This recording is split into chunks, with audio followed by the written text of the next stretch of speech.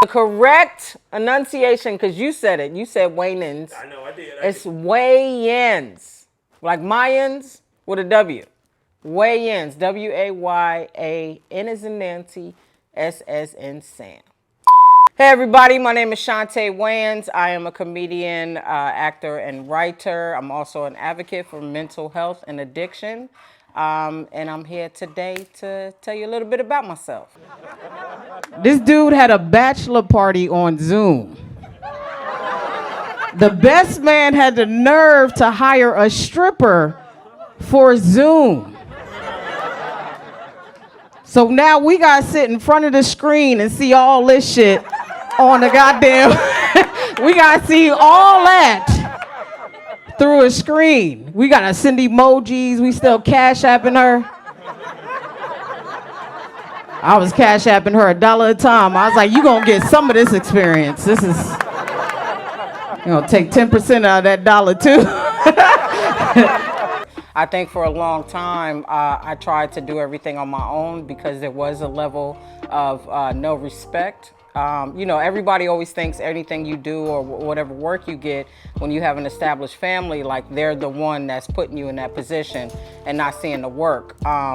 But I will say this, by pushing them away, trying to do things on my own, it was one of the things that I missed the most, like with doing my special. I think, you know, people, especially in the white community, do this for their entire family where they build an empire, and sometimes their children or their relatives aren't even interested in what they're doing. And nobody sees that. They pass the business down to their children, and it's okay. And I think for me, or in the black community in itself, we get so, you know, pinholed on, man, you gotta do things yourself. And it's like, why not have that help? I'm grateful for them setting up a platform for me, for teaching me things along the way, as well as, you know, it helped build confidence in what I was doing. So, I say that to say, to answer your question, I think it was harder for me to figure out my individuality because I was so gun-ho on trying to please other people when I should have just been happy with my current situation.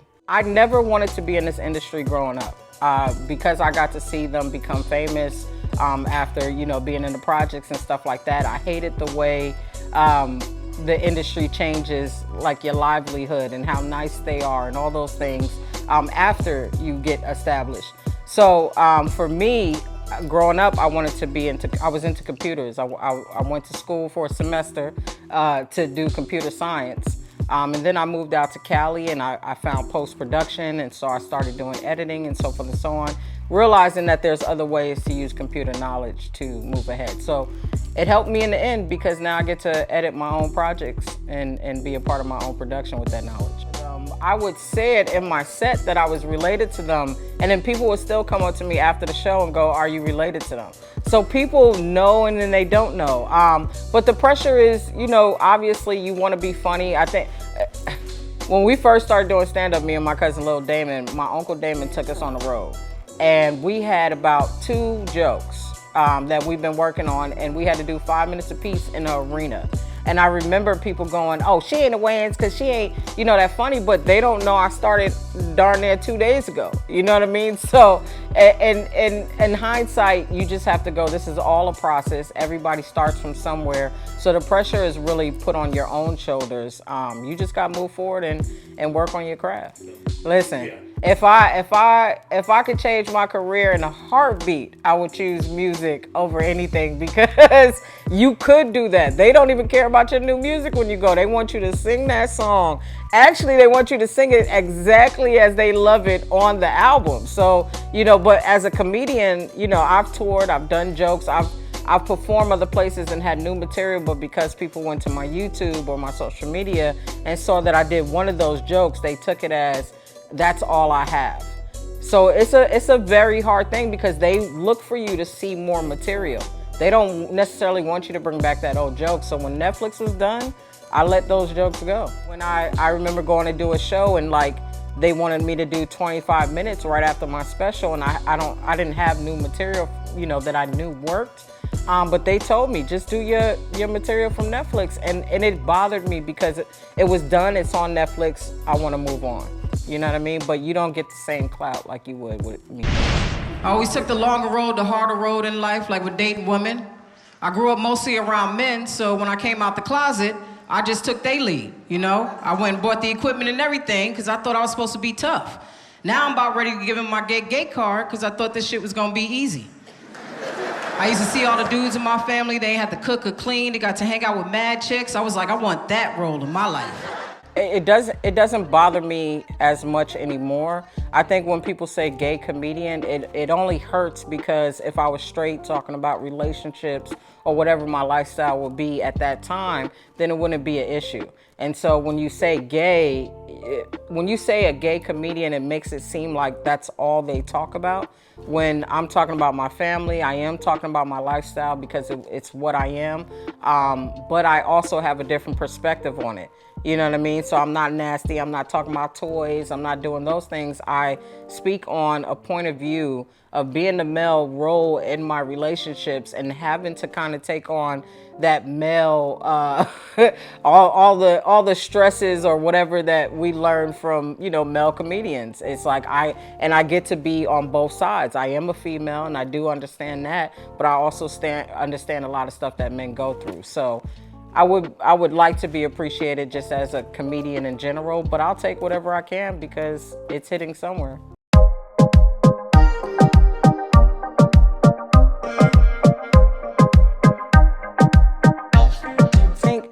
Sometimes I think I put myself in situations just to get characters or some type of humor.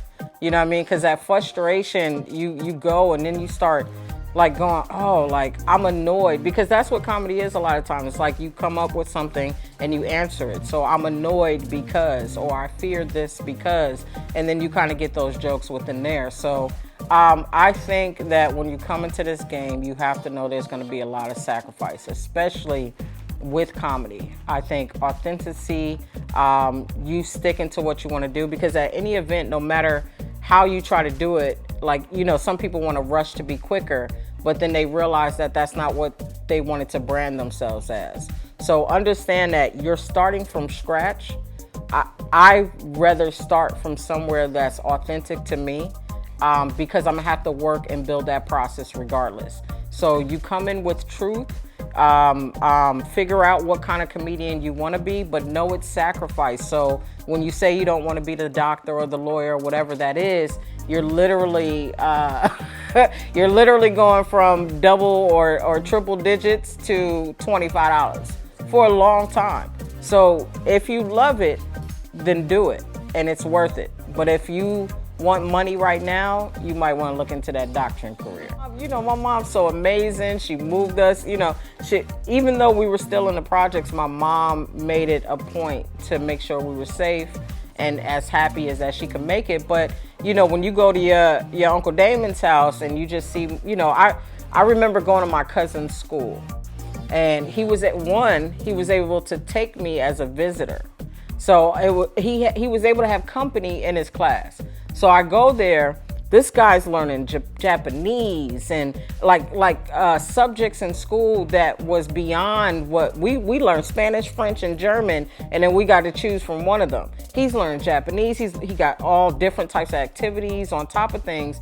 And so for me, it was like, dang, like if I had that outlet, what I could have did so much more. So you always looking around going, dang, like my mom can't afford this, but you know, you can't hit up your uncle but so much to do things. But it was very real because, you know, you always sometimes look at the other person's yard and want all that. But great life, and I'm glad that I experienced my life the way I did.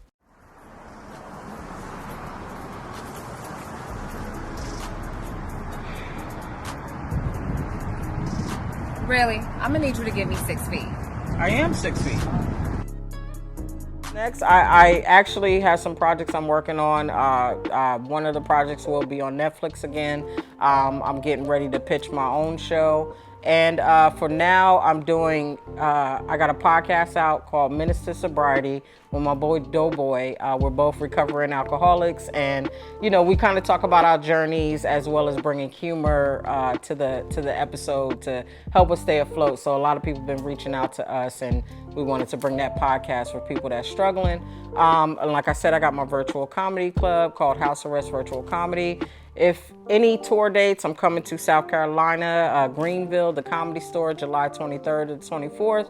I'll be in DC, Washington, October 7th to the 9th.